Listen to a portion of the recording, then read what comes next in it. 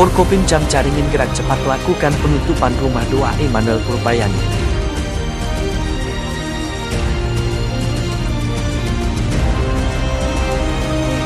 Shalom Bapak Ibu yang terkasih dalam nama Tuhan Yesus Kristus. Sungguh-sungguh miris sekali apa yang dialami oleh saudara-saudara kita yang berada di Garut. Ya, terlebih khusus untuk pendeta dan juga atau rohaniawan atau hamba Tuhan yang ada di sana, yaitu penginjil Dani Nathanael Gunawan yang berumur 43 tahun. Sangat miris, kenapa? Karena kejadian penutupan rumah doa yang terjadi. Jadi yang menutup ini bagi saya ini sangat-sangat keterlaluan. Mereka keterlaluan sekali. Makanya harusnya tindakan ini segera dihentikan sebenarnya. Nah, pada video ini mari kita melihat kronologinya dulu tentang kejadian ini, kenapa bisa sampai seperti ini, apa yang terjadi.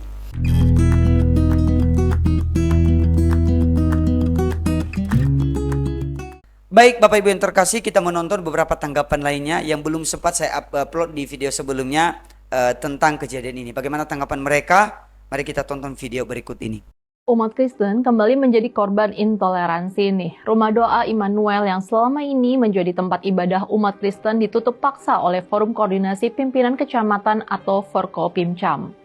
Peristiwa ini tuh terjadi di Desa Purbayani, Caringin, Garut, Jawa Barat. Aksi ini terjadi pada Sabtu 2 Agustus lalu dan diunggah akun Instagram @kabarsejuk pada Kamis 7 Agustus lalu. Selain ditutup, penginjil yang memimpin rumah doa itu, Dani Nathanael Gunawan, dipaksa menandatangani sebuah surat perjanjian. Isinya meminta untuk meninggalkan rumah doa Immanuel tersebut. Rumah doa itu juga diminta ditutup dari segala kegiatan keagamaan Kristen. Dani terpaksa menandatangani surat ini karena berada di bawah tekanan beberapa pihak, seperti Kapolsek Caringin, MUI Kecamatan Caringin, Koramil Cisewu, dan jajaran aparat Desa Purbayani. Padahal kegiatan Dani dan jemaahnya udah berlangsung sejak 2010. Selama ini rumah doa Immanuel jadi satu-satunya harapan bagi 20 lebih jemaah dalam beribadah.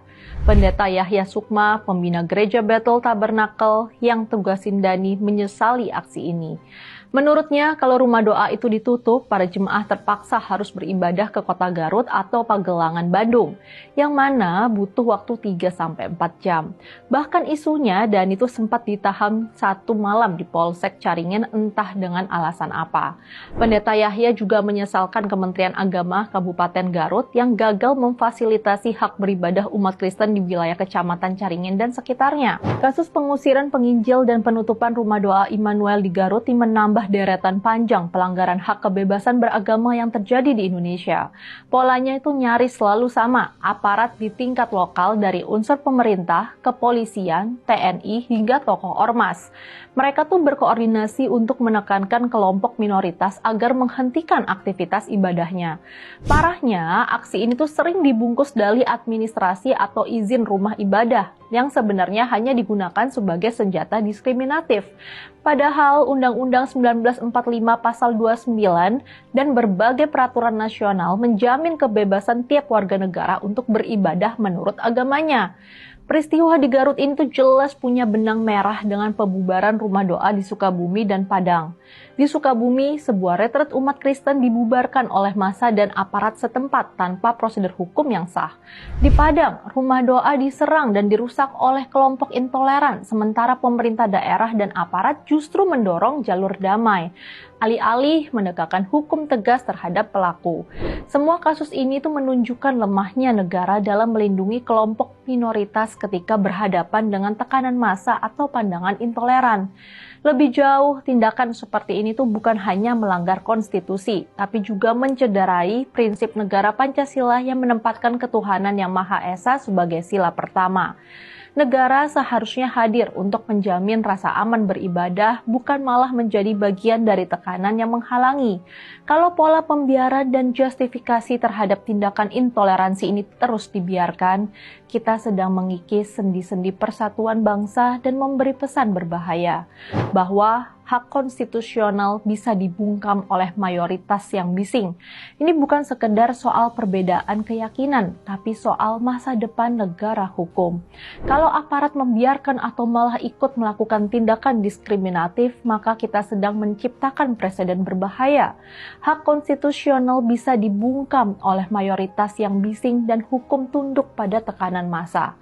Semoga aja pemerintah Provinsi Jawa Barat dan Kabupaten Garut bisa mengatasi masalah ini, juga menindak tegas para pelaku intoleran sekalipun itu pejabat. Stop intoleransi.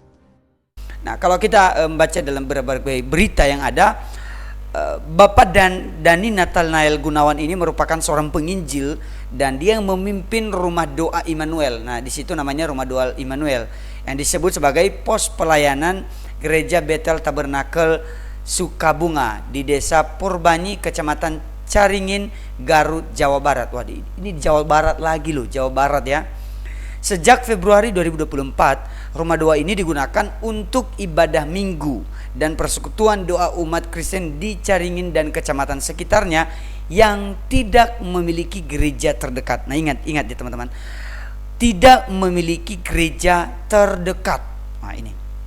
Kemudian soal akses ibadah. Nah, wilayah Caringin ini Pamen Ungpeuk, Bung Bulak atau Garut, kemudian dan Cidaun belum memiliki gereja. Dia ada 4 tempat ini ya, Caringin, Pamen Ungpeuk, Bung Bulang, dan kemudian Cidaun. Nah, jika rumah doa ditutup, Rumah Doa Immanuel ditutup, maka mereka itu atau jemaat yang biasa beribadah di rumah doa ini, maka mereka harus pergi ke kota Garut, yaitu di Pangalengan, Bandung. Wah, itu jauh sekali teman-teman. Katanya itu membutuhkan waktu perjalanan 3-4 jam. Wah, berarti ya kalau mereka ibadah jam 10, berarti mereka sudah berangkat dari jam 6 pagi gitu kan, bayangkanlah. Jadi mereka betul-betul mengalami persekusi yang luar biasa bagi saya.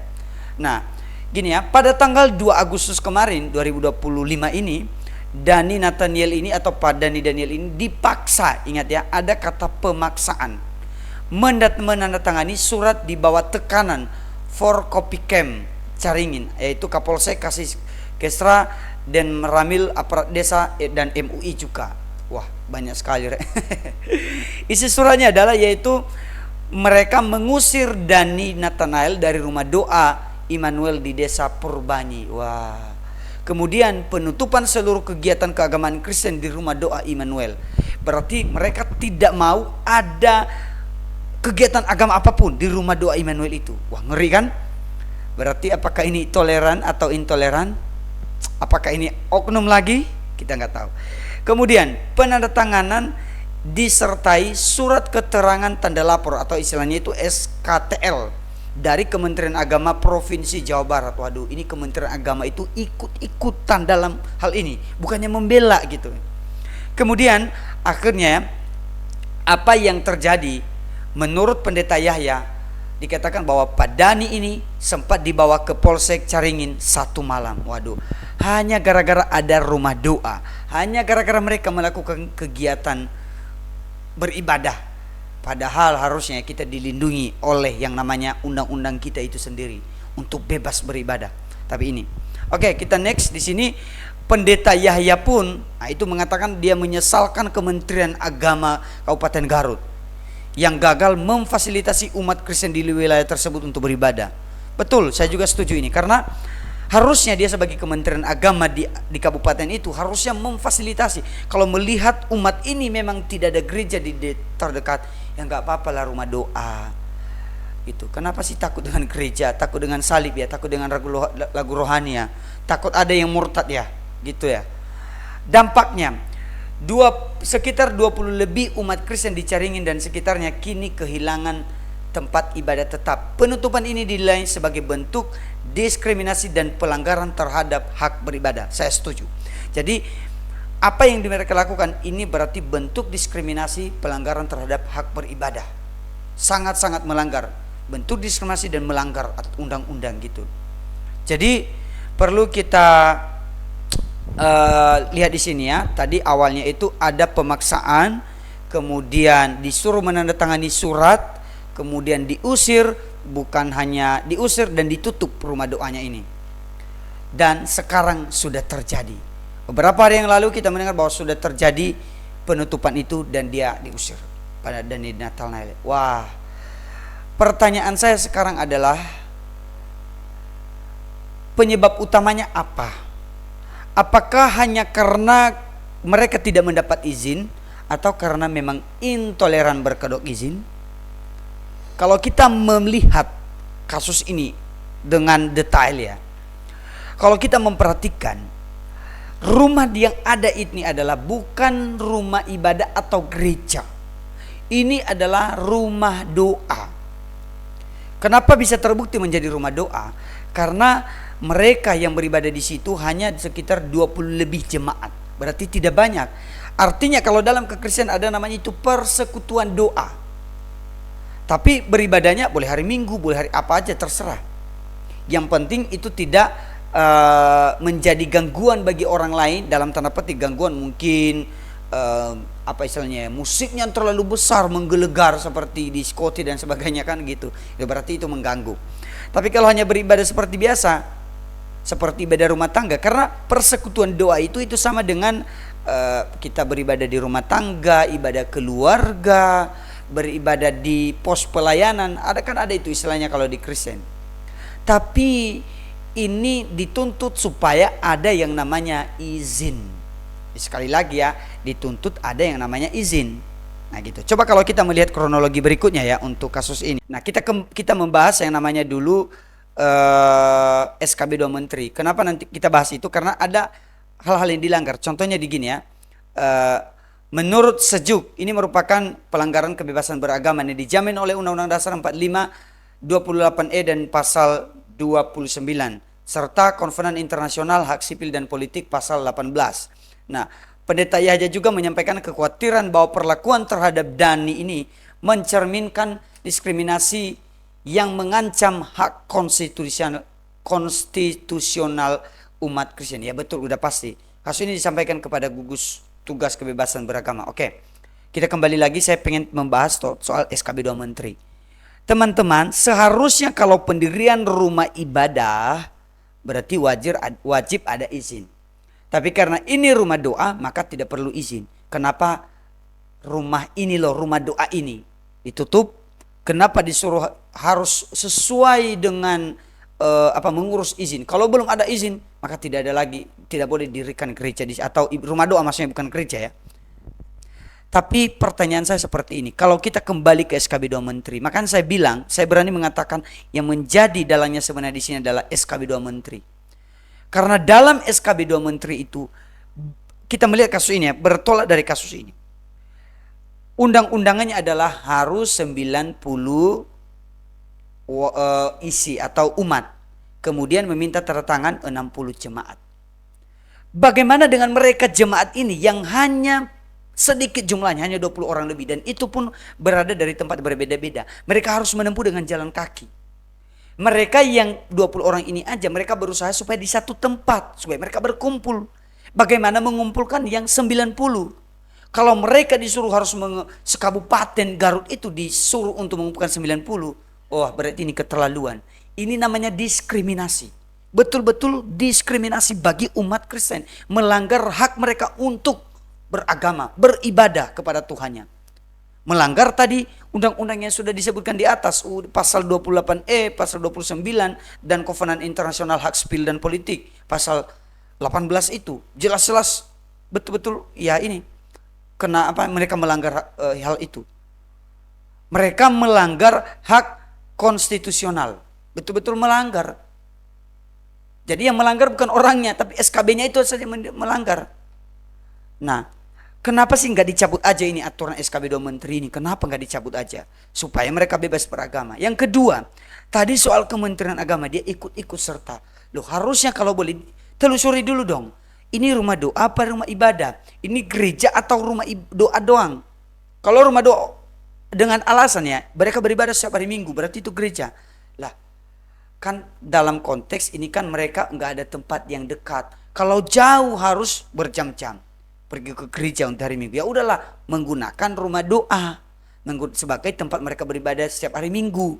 Apakah salah? Harusnya nggak salah. Namanya orang juga bebas beragama, bebas untuk mengekspresikan, untuk dia mencintai Tuhan, untuk beribadah kepada Tuhannya. Tapi kenapa dilarang? Kenapa diikuti maunya MUI tadi ini, di Kapolri yang suruh menandatangani tadi ini, kan disebut di sini tadi ya, kasih di Kestra, Kapolsek, dan Ramil MUI dan aparat desa. Wah, ngeri kan? Banyak sekali yang ikut terlibat, yang menuntut soal penandatanganan surat ini. Banyak sekali. Kemudian disertai surat keterangan tanda lapor, dari Kementerian Agamanya. Berarti seolah-olah ini sudah terorganisir. Maka yang penting di sini kita lihat adalah memang mereka intoleran, mereka tidak suka. Saya berani mengatakan mereka keterlaluan dan mereka tidak suka melihat orang Kristen ada di situ. Mereka tidak suka melihat orang Kristen beribadah, mereka tidak suka melihat orang Kristen untuk menyembah kepada Tuhan. Jangan-jangan mereka takut mendengar lagu rohani, melihat salib. Jangan-jangan mereka takut ada umat lain yang murtad. Kalau imanmu kuat, jangan takut. Kalau katanya agama kalian itu sempurna, kenapa harus takut dengan keberadaan agama lain? Kalau kalian mengakui bahwa iman kalian itu paling benar, paling wow, paling bagus, kenapa kalian harus takut dengan agama lain yang minoritas? Kalau kalian mengaku agama kalian mayoritas, berarti kalian jangan takut dong dengan keberadaan minoritas. Kan gitu. Maka ini permintaan kita sebagai orang-orang percaya. Kita meminta kepada pemerintah pusat, kepada pemerintah, supaya kalau bolehlah ini aparat di desa ini, kemudian Kementerian Agama, mengeluarkan surat SKTL juga ya. Kok bisa gitu kan? Harusnya enggak gitu. Ini rumah doa loh bos. Harusnya dari pusat menindaklanjuti kasus ini. Masa kita orang Kristen dilarang atau dilanggar haknya untuk beribadah kepada Tuhan? Berarti ini keterlaluan. Maka kita sebagai orang percaya kita terus berdoa, dan selain berdoa, kalau boleh, kalau selain saya sendiri, karena jalur yang bisa saya tempuh lewat video seperti ini ya, supaya viral, supaya diketahui, supaya banyak orang yang tahu. Dan kemudian kalau ada yang dengan penonton di video ini, ada yang tahu melewati jalur hukum, mungkin ada yang advokat yang kalian kenal, dibawa ke jalur hukum supaya bisa beres gitu loh, supaya saudara seiman kita di sana, apalagi hamba Tuhan ini, diusir dari rumah itu. Ngeri. Kalau bukan karena kebencian kepada orang Kristen, kenapa dia harus diusir? Oke lah, rumah doanya ditutup sementara, kenapa orangnya diusir? Kalian takut kalau ada yang murtad? Itu kan? Kalian takut kalau dia menginjili orang-orang di situ? Berarti ini kembali lagi takut. Makanya saya bilang, ini parah sekali intoleran di daerah Jawa Barat ini. Udah berulang-ulang terjadi. Cidahu, Sukabumi. Sukabumi itu termasuk ya. Ya, Cidahu Sukabumi, yaitu. Ya, bagi Bapak Ibu, ya kita doakan dan kita mencari kalau ada yang membantu. Kemudian, ya kalau ada aparat-aparat yang menonton video ini, ya kalau boleh kita suarakan bersama-sama gitu loh. Kita bersuara bersama-sama. Baik, demikian aja video kita kali ini. Tuhan Yesus memberkati kita semua. Sampai jumpa kembali pada video berikutnya. Tuhan Yesus memberkati kita semua. Shalom.